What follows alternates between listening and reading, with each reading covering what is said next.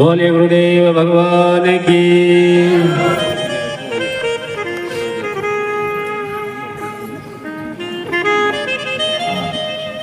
गुरु के चरणों में स्थान मिलना बहुत दुर्लभ हो जाता है। और आज हमारे शास्त्री जी को गुरुदेव का क्या मिला है, दर्शन भी मिला है और चरणों में बैठने का स्थान भी। काफी समय से दूर है गुरु जी से।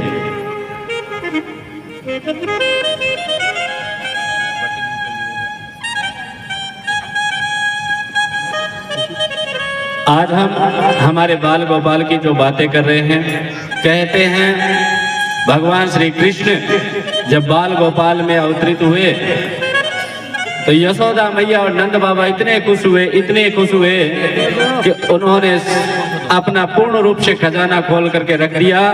साधु संतों को बुलाया गया, उनसे मंगलाचरण करवाया गया, ब्राह्मणों को बुला करके मंगलाचरण करवाया गया। और इतना ही नहीं, 2-2 लाख गाय दान की गई।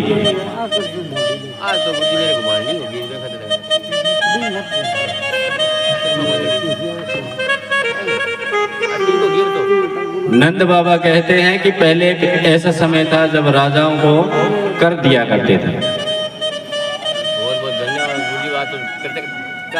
नंद बाबा सबसे कहने लगे, भैया आप लोग उत्सव बनाओ और मैं मथुरा के जो राजा थे कंस, उसको कर दे आता हूं, अन्यथा पता नहीं क्या वो दंड देंगे हमें। वो भी जरूरी था पहले। तो नंद बाबा जैसे ही निकलते हैं और मथुरा में पहुंचते हैं, पीछे से उत्सव के बीच में पूतना, पूतना का अर्थ क्या होता है? पूत ना, पूत किसे कहते हैं? संतान को। ना माने नहीं, खुद के भी नहीं, दूसरे के भी नहीं रहने देंगे। ये पूतना कौन है? मैंने बताया था ना पहले जब हमने बटुक भगवान की कथा श्रवण की थी। कौन है पूतना? राजा बलि की पुत्री। देखो भगवान ने उस वक्त कहा था तथास्तु, तुम्हारे दोनों ही वचन सत्य होंगे, क्योंकि उन्होंने मन में विचार किया था ना, मैं इस बालक को, ये सुंदर बालक है, बड़ा ही सुंदर है, बड़ा ही मनोरम है, मैं इसको अपने स्तनों का दूध पिलाना चाहती हूँ। तो वो एक ममत्व था उनका। तब भी भगवान ने कहा तथास्तु।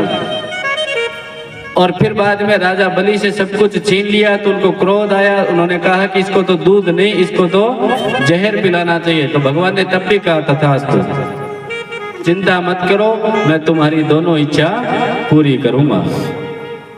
तो ये पूतना मौसी की इच्छा पूरी करने के लिए भगवान सबसे पहले पूतना मैया को ही बुला लेते हैं। पूतना आती है, देखती है कि भैया यहाँ पर कोई ना कोई उत्सव बन रहा है, तो इसका मतलब कोई बालक ने जन्म लिया है।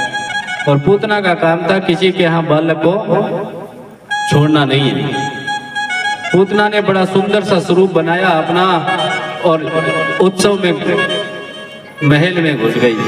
अंदर जाकर के यशोदा मैया से कहती है कि मुझे पता चला कि तुझे बालक भय है, शीघ्र अतिशीघ्र मैं तो सब कुछ ऐसे ही छोड़ करके चली आई, बस तेरे बालक भयो है, इतने वर्षों बाद में भया है, इसलिए मैं उसके दर्शन करने आ गई, उसको आशीर्वाद देने के लिए आ गई। यशोदा मैया पहले तो उसकी तरफ देखती है कि भैया ये है कौन, क्योंकि आज तक इसे देखी ना है। लेकिन फिर भी यशोदा मैया मुस्कुराते हुए कहती है ठीक है बहना, कोई बात नहीं, हम बैठ करके फिर बात करेंगे, आप पहले मेरे लल्ला को आशीर्वाद तो दे दो। कहाँ है तुम्हारा लल्ला? कब वो देख पालने में सो रहा है। जैसे ही पूतना भगवान के पास जाने लगी तो ठाकुर जी ने आंखें बंद कर ली, सोने के नाटक करने लगे जैसे सो रहे हो। क्यों की आंखें बंद है उन्होंने? उसके दो तर्क निकलते हैं। एक तो वो कि भगवान की आंखों से आंखें जिसने मिला ली वो पवित्र हो जाता है,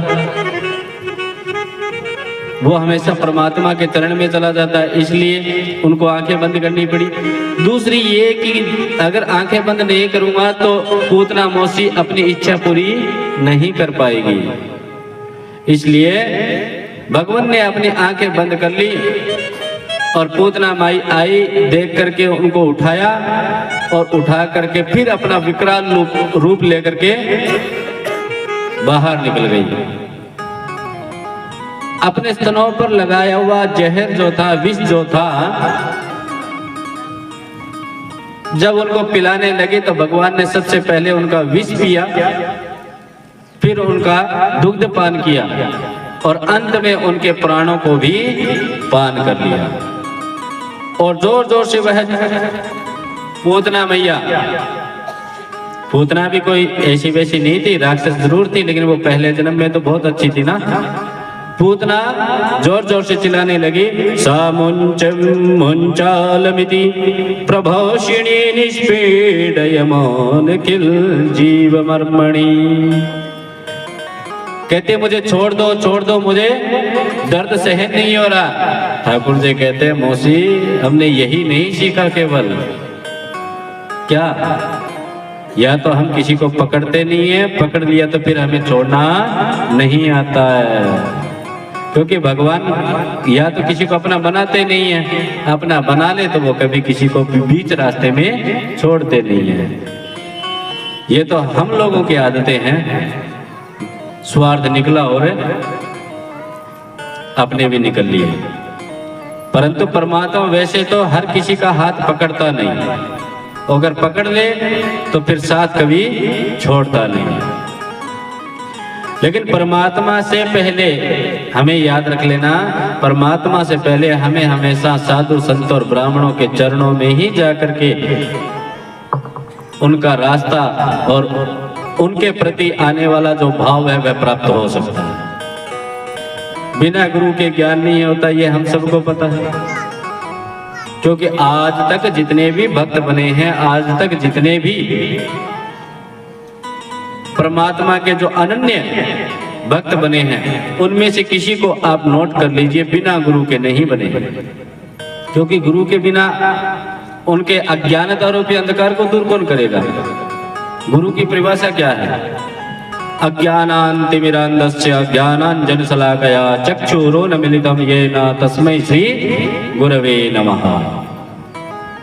अज्ञानता रूपी अंधकार को जो दूर कर करके प्रकाश रूपी ज्ञान को जो प्रवेश करवा दे, उसे क्या कहते हैं? हम गुरु कहते हैं।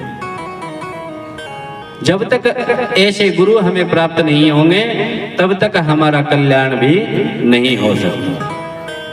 हाँ, ये भी नहीं है कि गुरु केवल बना लिया, हमने गुरु बना लिया बस ठीक है, हमारा काम हो गया, गुरु बनाने से हमारा कल्याण हो जाए। क्योंकि इस भूमि के ऊपर जब तक जिसका गुरु नहीं होता ना, तब तक कहते हैं उसकी गति भी नहीं होती, वो मूड का मूड ही रहता है। इसलिए जीवन में गुरु होना आवश्यक है, गुरु के द्वारा शिक्षित और दीक्षित होना आवश्यक है। परंतु माताओं बहनों, मैं आपसे भी एक बात कहूंगा कि आपके लिए जो गुरु है, आपके लिए जो परमेश्वर है, वह केवल पति होता है। इसीलिए लिखा हुआ था ना, पति परमेश्वरो भव। माताओं बहनों के लिए गुरु कौन होता है? उनका पति। और उनके पति का जो गुरु होता है ना, वह उनके लिए सर्वेश्वर होता है। वो कनेक्शन होगा ना, फिर पति के जो गुरुदेव होंगे तो क्या लगेंगे? वो गुरु के गुरु, तो दादा गुरु हो गए। और वैसे भी हमें पता है कि भी जब विवाह शादी करते हैं तो हमें ये बताया जाता है कि 7 वचन जब मांगते हैं तो वाम अंग में आने से पहले 7 प्रकार के जो वचन मांगे जाते हैं तो वो ऐसे ही नहीं मांगे जाते। हाँ, हो सकता है आप लोग समझ के उनके हाँ भरे या ना भरे, वो बात एक अलग है। परंतु स्त्री को, पुरुष को आधा आधा भाग बताया गया है। अर्धांगिनी कहा जाता है इसीलिए पत्नी को, अर्ध अंग, आधा अंग। जब भी कोई भी मांगलिक कार्य करें, जब भी कोई पूजा पाठ करें, जब भी कोई यज्ञ हवन इत्यादि करें, तो उसमें अगर अपने जोड़े को साथ में लेकर के, अपनी धर्म पत्नी को साथ में लेकर के अगर कोई करता है तो उससे 2 गुना लाभ मिलता है। अकेला अगर करे, वो शादीशुदा है, अकेला करे फिर भी, शादीशुदा होने के बाद भी, तो उसका फल नहीं मिलता उसे।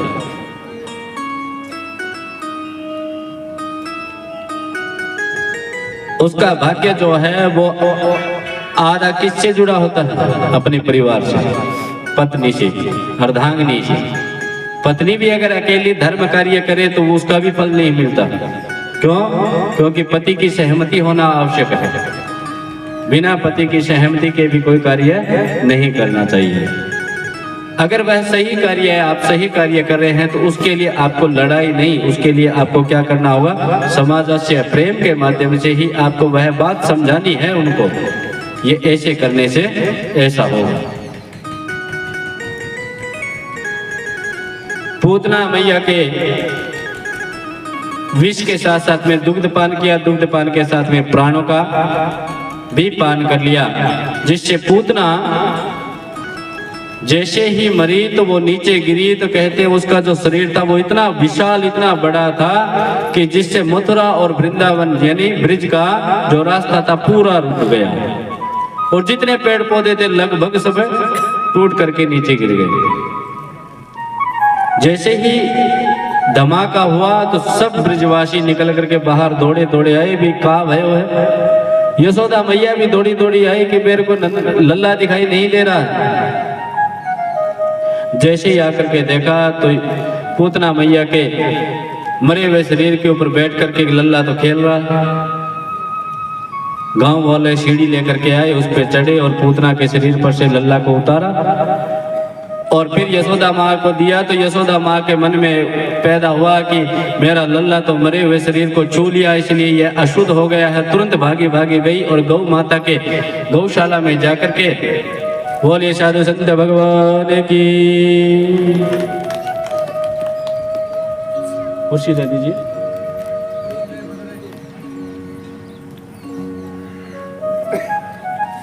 श्री राधे।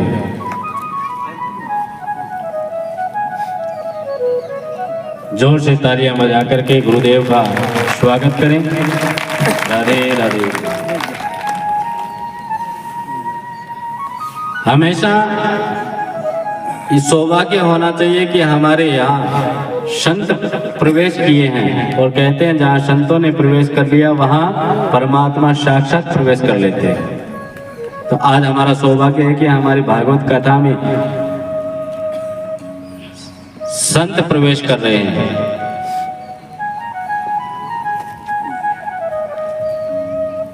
उधर से फिर मथुरा से नंद बाबा भी आ जाते हैं, वो भी देखते हैं कि भैया ये कैसे है। सब ब्रजवासी कहते हैं कि बाबा हमें पता ना है कैसे भयो, परंतु अब ये बताओ इसका क्या करें, ये तो बहुत लंबी चौड़ी है और दोनों ब्रिज का और मथुरा का रास्ता भी इसने रोक लिया, इसका क्या करें।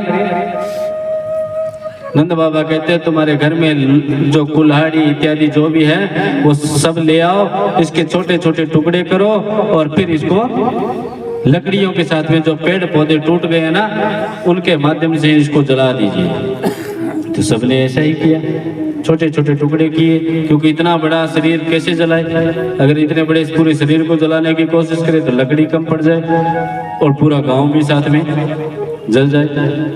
इतना बड़ा विशाल शरीर था उनका। जैसे ही पूतना के शरीर को जलाया तो उसमें से खुशबू निकली, बदबू नहीं खुशबू निकली, पूरी महक गया, पूरा ब्रिज मंडल महक गया उनकी शरीर की खुशबू से। कहते हैं दह्यमानस्य देहस्य धूमश्च गुरुशोरभा। पूतना के शरीर से जलाने पर खुशबू यानी महक निकली थी। ब्रिज मंडल के लोगों ने पूछा भैया शरीर में से तो बदबू आनी चाहिए कि ये खुशबू कैसे आई, और ये तो राक्षसनी थी। तो सूत जी महाराज कहते हैं शौनक जी को, सुखदेव जी महाराज कहते हैं परीक्षित जी को, भैया जिसके स्तनों के मुख लगा करके मातृत्व भाव दे करके भगवान साक्षात उनका दुग्ध पान करे और वही उनका प्राण पान करे तो वो फिर पापी कैसे हो सकती है। अरे जिसको अपनी माँ बना ली हो भगवान ने, जिसका दुग्ध पान करते हैं वो क्या होती है? माँ ही तो होती है। जिनको माँ का रूप दे दिया तो वो पापी ने नहीं रह सकती। तो भगवान के माध्यम से उनका कल्याण किया गया। बोलिए पूतना मर्दन भगवान की।